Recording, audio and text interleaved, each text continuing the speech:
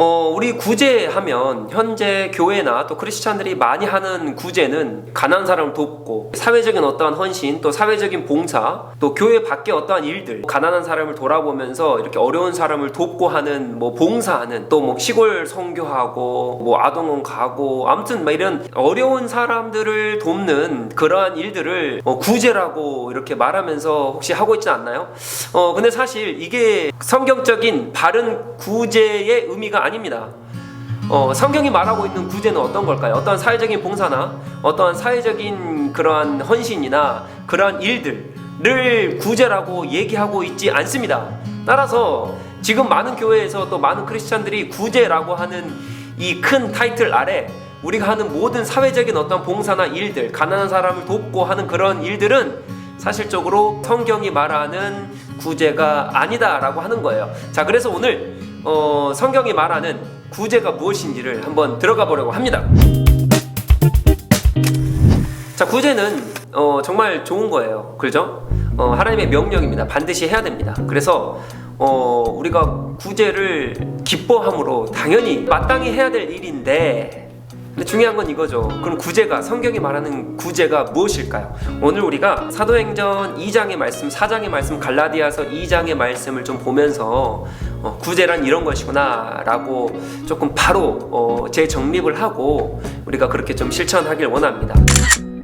자, 사도행전 2장 44절 45절에 뭐라고 이렇게 나오냐면요, 믿는 사람이 다 함께 있어 모든 물건을 서로 통용하고 또 재산과 소유를 팔아 각 사람의 필요를 따라 나눠주며, 이렇게 말하고 있어요.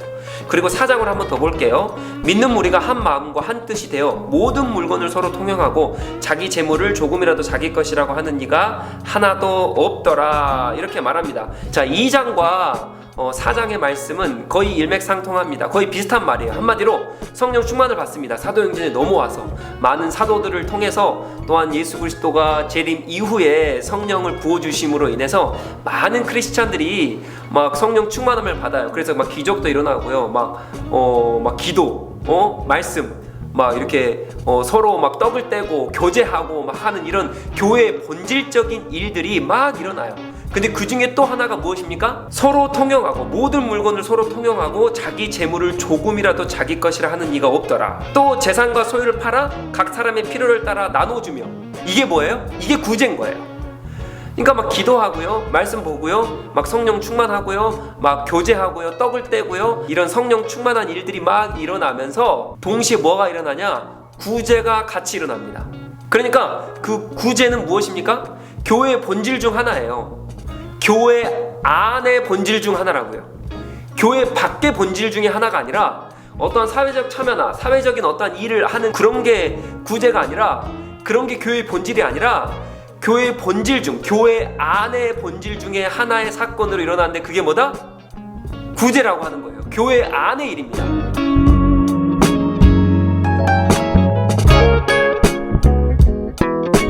교회 안에 어떠한 가난한 사람을 돕고요, 또 조금 연약한 사람을 돕고 조금 물질로서 힘들어하는 사람들을 돕는 일, 그게 뭐다? 교회 안에 일어나는 그 일, 그게 뭐다? 구제다라고 하는 거예요. 근데 우리는 착각하죠. 교회 밖의 일을 구제라고 해요. 교회 밖의 봉사나 가난한 사람을 돕는 일이나 그런 것들이 봉사다라고 착각을 하며 사실 그게 구제다, 이거 합시다 라고 할 때가 많다라고 하는 거예요. 계속해서 볼까요? 우리 갈라디아서 2장 10절입니다. 갈라디아서 2장 10절.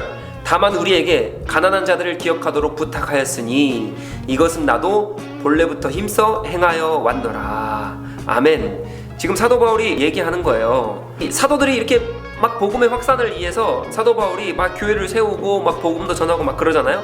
그러니까 수많은 사실 부탁할 일들이 많습니다. 그런데 여기에서 뭐라 말하냐면, 다만 우리에게 가난한 자들을 기억하도록 부탁하였습니다. 즉 교회 안에 가난한 자들을 도우는 것을 교회의 본질의 사역으로 생각하고, 가난한 자들을 돕는 일을 빼먹지 않도록 우리가 그렇게 잘 하도록 부탁하는 거예요. 그러니까 이게 무엇이에요? 교회 안에 구제 사역이다 라고 하는 거예요. 그래서 구제 사역을 교회 밖의 사역이 아니라 교회 안에, 교회의 본질적인 사역이다 라고 하는 것을 우리가 잊어서는 안 되는 거죠. 자, 그러면 왜 교회 안에 구제를 해야 될까요? 이것도 사도 바울이 정확히 말해주고 있습니다. 고린도후서 8장 13절로 15절에 나와 있어요. 이는 다른 모든 사람을 평안하게 하고 너희는 공고하게 하려는 것이 아니요 균등하게 하려 함이니 이제 너희의 넉넉한 것으로 그들의 부족한 것을 보충함은 후에 그들의 넉넉한 것으로 너희의 부족한 것을 보충하게 하여 균등하게 하려 함이라. 아멘. 그러니까 여기 고린도후서 8장 13절로 15절이 정확하게 나옵니다. 첫 번째 무엇입니까? 서로 보충하게 하기 위하여. 그리고 두 번째 균등하게 하기 위하여. 그러니까 서로 보충하는 거예요. 서로 균등하게 하는 거예요. 그러기 위하여 교회 안에 서로 구제를 하는 겁니다. 서로 자기 것을 자기 것으로 여기지 않고 서로 다 통용하고 다 나누는 거예요. 왜요? 서로 보충하게 하기 위하여, 서로 균등하게 하기 위하여 그러는 거죠. 우리 15절에 보니까 기록된 것 같이 많이 거둔 자도 남지 아니하고 적게 거둔 자도 모자라지 아니하였느니라. 이 말씀이 나와요. 이 말씀은 무슨 말씀이냐? 출애굽기 16절 18절의 말씀입니다. 만나의 분배의 구절이에요. 즉 모든 사람은 균등하게 한 오멜로 균등하게 나누는 거예요. 그러니까 만나도 뭐예요? 우리가 가진 물질로서 비유가 되는데 이게 만나도 하나님께서 주신 것, 물질도 하나님께서 주신 것입니다. 나의 것으로 여기지 않습니다. 하나님의 주신 선물로 여깁니다. 이 만나도 균등하게 나눴듯이 이 물질도 어떻게 합니까? 우리가 가진 것도 어떻게 합니까? 균등하게 나누는 거예요. 그래서 이 교회 안의 구제는 서로 보충하기 위하여 하고요, 서로 균등하게 하기 위하여 하는데 무엇을 통해서요? 내가 가진 물질을 통해서, 만나를 통해서, 내 것이 아니니까 하나님으로부터 받았기 때문에 이게 균등하게 나누는 작업을 하는 거죠. 따라서 나만 안식을 누리는 게 아닙니다. 나만 평안을 누리는 게 아닙니다. 내가 잘 먹고 잘 삽니까? 그러면 내 옆에 지체들도 당연히 평안을 누려야 되고요, 균등을 누려야 됩니다. 이해가 되시죠?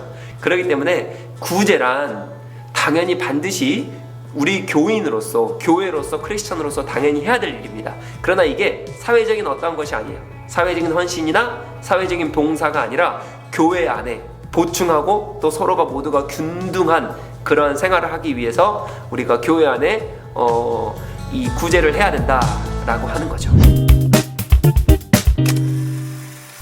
네, 사랑하는 성도 여러분, 오늘 이 구제에 대해서 좀 나눴습니다.